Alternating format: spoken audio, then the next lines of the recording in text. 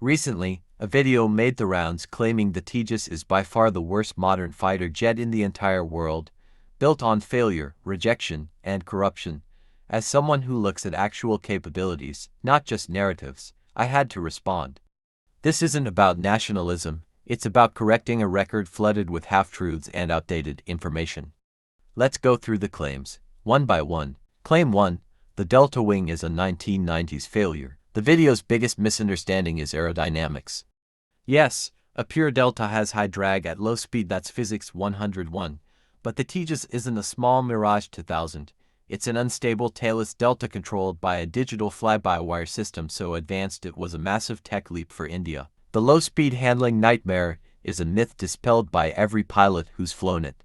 For the future Tejas Mk2, they are adding canards for even greater performance, but that doesn't make the Mk1's design a failure, it makes it a successful foundation to build upon. Claim to 18 years to first flight means it's garbage. This is a deliberately dishonest comparison.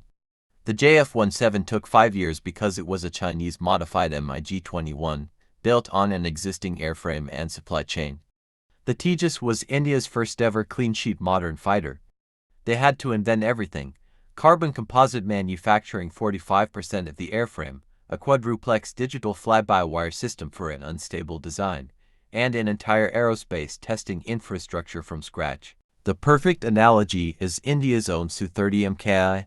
The Su-30 Mki started as a Russian Su-30 airframe, which India then heavily modified with canards, thrust vectoring engines, French, Israeli, Indian avionics, and custom weapons integration. Sound familiar? That's exactly what the JF-17 is, a foreign airframe modified with foreign subsystems. Claim 3, not used in Balakot, so it's a parade queen. The argument that the Tejas is useless because it wasn't used in the 2019 Balakot strike is pure role confusion. That mission required a deep strike specialist, the Mirage 2000, with pre-integrated heavy precision bombs. The Tejas was, and still is fundamentally, a point defense and air superiority fighter. Its job is to guard airspace and win dogfights, not conduct long-range surgical strikes. The proof is in the present. Tejas Mk1A squadrons are right now on 24/7's quick reaction alert, armed with BVR missiles, defending India's skies. You don't put a parade queen on frontline air defense duty. Expecting it to perform that specific strike mission is like blaming a sniper rifle for not being a shotgun. It was designed for a different fight, and in that fight, it's fully operational and combat ready. Claim 4, Dubai crash proves it's unstable and dangerous. This is pure fear-mongering.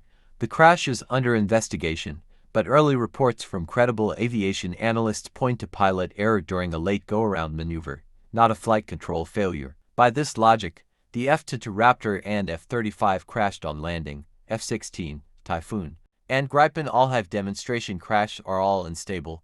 The MiG-21 comparison is especially absurd. The MiG-21 is notoriously unforgiving with a high accident rate. The Tejas has a computer-controlled fly-by-wire system that prevents the pilot from exceeding limits, and the fleet has flown over 10,000 sorties with an excellent safety record in regular service. Claim 5, everyone rejected it, even the FA-50 beat it. This confuses marketing hype with real procurement. The FA-50 is a $30 to $40 million lead-in fighter trainer. Countries like Malaysia and the Philippines wanted a trainer that can do light attack. The Tejas is a $60+ million dedicated multi-role fighter. They weren't competing for the same requirement. Argentina's rejection had nothing to do with capability, it was UK veto power over Israeli components. Egypt operates American and French jets. The US interest was never real. Export success in fighters depends 90% on geopolitics, financing, and political alliances, not pure performance.